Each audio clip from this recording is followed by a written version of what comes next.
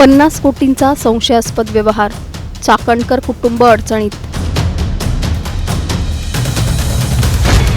रुपाली चाकणकरांनंतर आता बहिणीचं नाव समोर. अशोक खरात कनेक्शन उघड, SITचा मोठा खुलासा. नाशिकचं भोंदूबाबा अशोक खरात प्रकरण आता फक्त अंधश्रद्धा, फसवणूक किंवा महिलांच्या शोषणापुरतं मर्यादित राहिलेलं नाही. या प्रकरणाने आता थेट कोट्यवधींच्या आर्थिक गैरव्यवहाराचा चेहरा उघड केलाय.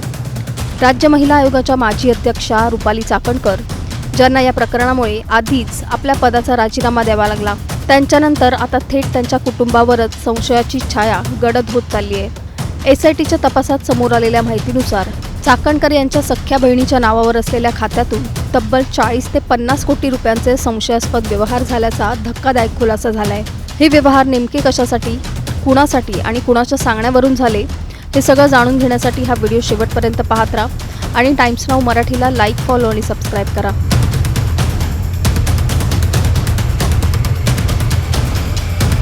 नाशिकच्या भोंदूबाबा अशोक खरात प्रकरणाने आता अत्यंत धक्कादायक वळण घेतलंय. अंधश्रद्धा, फसवणूक आणि महिलांच्या शोषणाच्या आरोपांपासून सुरू झालेलं हे प्रकरण आता थेट शेकडो कोटींच्या आर्थिक गैरव्यवहारापर्यंत पोहोचलंय. राज्य महिला आयोगाच्या माजी अध्यक्षा रुपाली चाकणकर यांचं नाव आधीच या प्रकरणात चर्चेत आलं होतं आणि त्यांना आपल्या पदाचा राजीनामा द्यावा लागला होता. मात्र या प्रकरणात आणखी मोठा ट्विस्ट आलाय. SITच्या तपासात रुपाली चाकणकर यांची सख्खी बहीण प्रतिभा गणेश चाकणकर यांचंही नाव समोर आल्याचं कळतंय. प्रतिभा चाकणकर यांच्या नावावर असलेल्या खात्यातून तब्बल 40 ते 50 कोटी रुपयांचे संशयास्पद व्यवहार झाल्याची माहिती समोर आली आहे. विशेष म्हणजे ज्या पतसंस्थांमध्ये अशोक खरातने आपलं आर्थिक जाळं विणलं, त्याच संस्थांमध्ये ही खाती असल्याचं उघड झालंय. तपासात समोर आलेल्या माहितीनुसार या खात्यांचा वापर काळा पैसा पांढरा करण्यासाठी केला जात असल्याचा संशय. याहून धक्कादायक बाब म्हणजे अनेक खातेदारांच्या नावावर खाती उघडली गेली, पण त्यांना त्याची माहितीच नव्हती. आधार आणि पॅन कार्ड वापरून ही खाती उघडली गेली आणि त्या सर्व खात्यांना लिंक होता एकच मोबाईल नंबर, तो म्हणजे अशोक खरातचा. याचा अर्थ ही संपूर्ण आर्थिक साखळी एकाच केंद्रातून ऑपरेट होत होती का? आता SITने आपला मोर्चा संबंधित पतसंस्थांकडे वळवलाय. KYC नियमांचं उल्लंघन कसं झालं? बँक अधिकाऱ्यांनी डोळेझाक केली का? की या सगळ्यामागे मोठं राजकीय संरक्षण होतं? या प्रकरणात चेअरमन आणि मॅनेजरची चौकशी सुरू आहे आणि येत्या काळात आणखी मोठे चेहरे समोर येण्याची शक्यता व्यक्त होते. राज्यात या प्रकरणामुळे मोठा राजकीय भूकंप होण्याची चिन्ह आहेत. दरम्यान SITचा तपास जसजसा पुढे सरकतोय तसतसे या प्रकरणाचे धागेदोरे अधिकच गुंतागुंतीचे होताना दिसत आहेत. एका भोंदूबाबाच्या अंधश्रद्धेच्या जाळ्यापासून सुरू झालेलं हे प्रकरण आता थेट कोट्यवधींच्या आर्थिक साम्राज्यापर्यंत पोहोचलंय. बेनामी खाती, संशयास्पद व्यवहार आणि एकाच नेटवर्कमधून फिरणारा पैसा, या सगळ्यामुळे केवळ एक व्यक्ती नाही तर संपूर्ण सिस्टीमच संशयाच्या भोवऱ्यात सापडली आहे.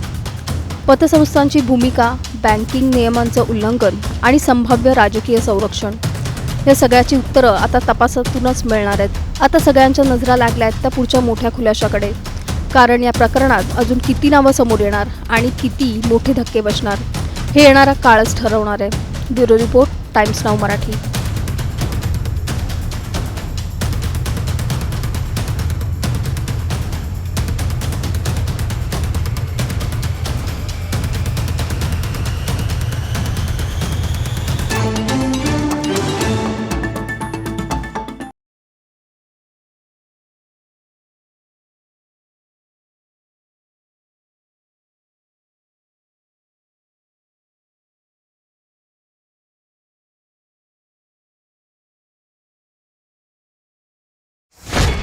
पोलीस पोहोचण्याआधीच खरातची पत्नी फरार.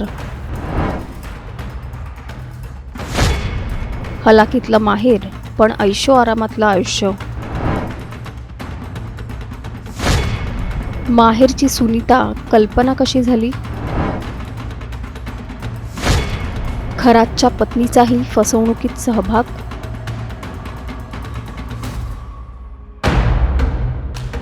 नाशिकचा भोंदू कॅप्टन अशोक खरात. आधी लैंगिक शोषणाचे गंभीर आरोप, त्यानंतर फसवणुकीचे धक्कादायक प्रकार आणि आता तपास जसजसा खोल जातोय तसतसे नवीन धागेदोरे समोर येत आहेत. पण या सगळ्या प्रकरणात आता सर्वात मोठा ट्विस्ट समोर आलाय. तपासाची दिशा थेट त्याची पत्नी कल्पना खरातकडे वळली आहे. लग्नाआधी हलाखीत जीवन जगणाऱ्या कल्पनाचं आयुष्य लग्नानंतर अचानक ऐशोआरामात बदललं. हा कल्पनाच्या नशिबाचा खेळ होता का, की यामागे फसवणुकीतून आलेला पैसा होता? फसवणूक प्रकरणाच्या चौकशीसाठी पोलिसांचं पथक घरावर धडकलं, पण त्याआधीच कल्पनाने पोबारा केला होता. तिला पोलिसांच्या कारवाईची आधीच माहिती मिळाली होती का? आता सर्वात महत्त्वाचा प्रश्न म्हणजे या संपूर्ण प्रकरणात कल्पनाची भूमिका नेमकी काय आहे? ती फक्त पत्नी आहे की या सगळ्या जाळ्याचा एक महत्त्वाचा दुवा? या प्रश्नांची उत्तरं जाणून घेण्यासाठी हा व्हिडिओ शेवटपर्यंत पाहत राहा आणि टाइम्स नाऊ मराठीला लाईक, फॉलो आणि सबस्क्राईब करा.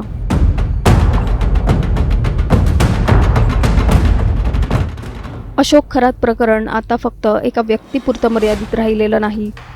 तपास जसजसा पुढे सरकतोय तसतसे त्याचं कुटुंबसुद्धा या प्रकरणाच्या भोवऱ्यात ओढलं जात आहे. तपासात समोर आलेल्या माहितीनुसार खरातची पत्नी कल्पना खरात हिच्या बाबतीतही अनेक संशय निर्माण होत आहेत. मूळची नाशिकच्या सिन्नर तालुक्यातली पाडळी गावची असलेली कल्पना, जिथे तिचं कुटुंब आजही अत्यंत साध्या आणि हलाखीच्या परिस्थितीत जीवन जगतंय. घरात वृद्ध आई, विधवा भावजय आणि लहान भाचा अशी परिस्थिती असताना कल्पनाचं लग्नानंतरचं आयुष्य मात्र पूर्णपणे वेगळं होतं. कल्पनाच्या आयुष्यातील बदलही तितकाच नाट्यमय आहे. पूर्वीची सुनीता आणि लग्नानंतरची कल्पना. गरिबीतून थेट ऐशोआरामात गेलेलं आयुष्य. अशोक खरातचं लग्न उशिरा जमत असल्यामुळे एका नातेवाईकामार्फत हे लग्न ठरलं. वयात मोठा फरक असतानाही लग्नाचा सगळा खर्च खरात कुटुंब उचलणार असल्याने हे नातं जुळल्याची माहिती समोर येते. अशोक खरातसोबत लग्न झाल्यानंतर तिचं आयुष्य अचानक बदललं. ऐशोआराम, मोठं घर आणि बक्कळ पैसा. पण या सगळ्यासोबतच तिचा माहेराशी असलेला संपर्क कमी होत गेला. दरम्यान तपासात असंही समोर येत आहे की फसवणुकीच्या प्रकरणात तिचाही काही प्रमाणात सहभाग असू शकतो. त्यामुळेच पोलिसांनी तिचा शोध सुरू केला आहे. पण इथेच सर्वात मोठा ट्विस्ट समोर आला आहे. SITचं पथक तिच्या घरावर पोहोचण्याआधीच कल्पना खरात फरार झाली. म्हणजेच तिला कारवाईची आधीच माहिती मिळाली होती का, असा संशय व्यक्त होतोय. या प्रकरणात आणखी एक महत्त्वाची बाब म्हणजे खरातचा मुलगा हर्षवर्धन आणि मुलगी तृप्तबाला यांना पोलिसांनी ताब्यात घेतलंय. तपासात सहकार्य न केल्यामुळे आता अशोक खरात समोरच त्याच्या मुलाची चौकशी करण्याची तयारी सुरू आहे. अशोक खरातवर आधीच लैंगिक शोषण, आर्थिक फसवणूक, जमीन घोटाळे असे गंभीर आरोप आहेत. दररोज नवीन तक्रारी समोर येत आहेत.